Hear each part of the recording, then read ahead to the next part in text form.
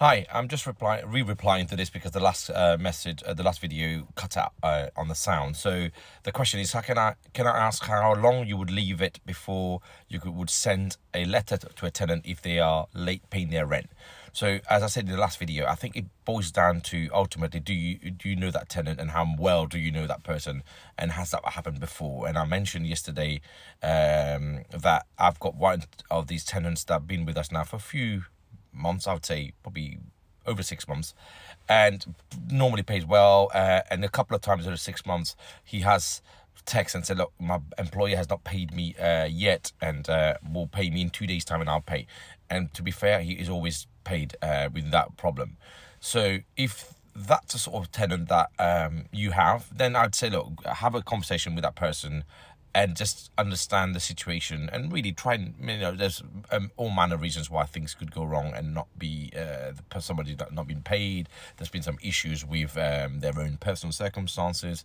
So failing that, then if you think, okay, actually the tenant is not paying deliberately or don't want to pay, or you're gonna have a problem with them, then actually what I would be saying to you is what we do is actually immediately within the day that the day that they're supposed to pay, let's say it's today the 17th of January, and the money doesn't come in on the 18th of January, a letter is dispatched, or an email is dispatched from our software directly to the tenant itself, and they then get notified that actually they are in breach of their contract, they haven't paid, and they need to rectify this very quickly. So as long as you've served that, generally speaking, the actual process of dealing with non-paying tenants, as you know, is Section 8. So and Section 8 can only be served once they've actually done 8 weeks of non-payment or 2 months of non-payment.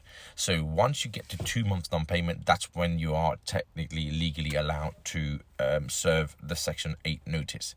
And once you serve Section 8 notice, it just means that now you can go to court afterwards. So technically, speak to the tenant and understand if is a genuine problem here, or there isn't. Second, if there is a genuine problem, try and deal with it and rectify the situation with them. That's the easiest, cheapest way.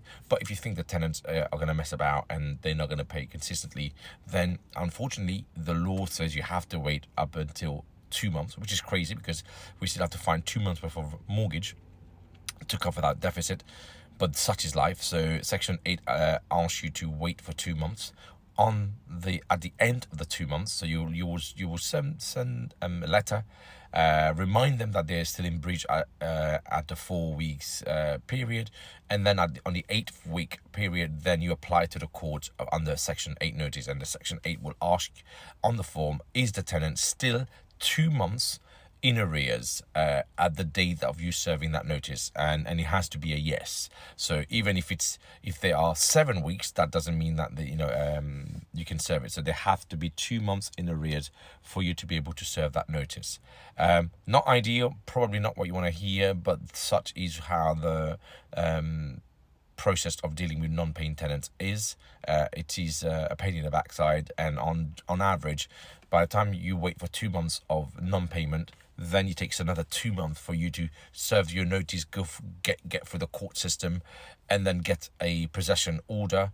And then after that, you have another bit of it that then you need to pay for a bailiff to then enforce the possession order. And that also takes another few weeks, I'd say a couple of weeks to a couple of months even. I've had to wait sometimes.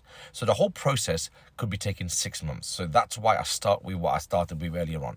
If you try to understand the tenant's position, see whether there is a genuine attempt or there's a genuine reason for them not paying, and see whether you can work with that, and then maybe give them a couple of days here or there. But the notice, you've got to get onto it straight away. You've got to email them or go around there and have a conversation with them, or text them, or write them a letter and drop it in physically to the door that they are in breach of their contract, they are in arrears. Can they give you a ring to understand what's going on and when they're going to pay?